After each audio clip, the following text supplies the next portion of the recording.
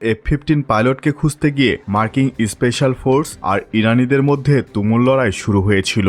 ভূপাতিত হওয়া F-15 যুদ্ধবিমানের weapon system অফিসারকে ইরানের গভীর হতে সফলভাবে উদ্ধার করা সম্ভব হয়েছে। জানা গিয়েছে যে যুদ্ধবিমান বিধ্বস্ত হওয়ার পরে আলোচ্য বৈমানিক বিমানের ধ্বংসাবশেষ হতে সরে যায় এবং একটি পাহাড়ি শৈলশিরার ওপর দিয়ে চলতে থাকেন। এ সময় একটি ইমার্জেন্সি বিকন চালু করার পর ইউনাইটেড স্টেট এয়ারফোর্স তাকে খুঁজে পেতে সমর্থ হয়। ভূপাতিত হওয়া F-15 এর দ্বিতীয় পাইলটকে উদ্ধারের পূর্বে ওর ওপরের আকাশে মার্কিন MQ-9 ড্রোন উড্ডয়ন করছিল। পাইলট যখন 7000 ফুট উঁচু একটি পার্বত্য শৈলশিলার ওপর দিয়ে ইরানিদের হাতে পড়া হতে বাঁচার চেষ্টা করছিল, তখন বিমান বাহিনী তার চতুর্দিকে 3000 মিটারের মাঝে কোনো মানুষকে আসতে না দেওয়ার সিদ্ধান্ত নেয়। ফলে তার চতুর্দিকে 3000 মিটারের কাছাকাছি থাকা বা আসতে চেষ্টা করা যে কোনো মানুষকে এ সময় হত্যা করা হয়। গতকালকে A-10 উঠছিল, তখনই বোঝা গিয়েছে পাইলটের কাছে তারা কাউকে আসতে দেবে না এবং পাইলটদের প্রিসাইজ লোকেশন জানত।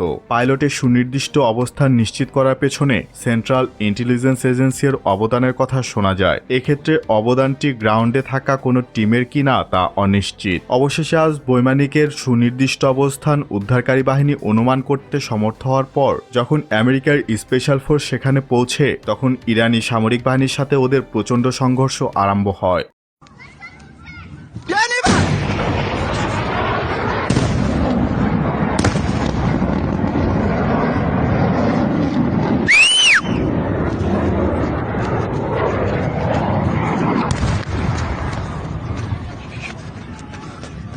या खुदा या खुदा।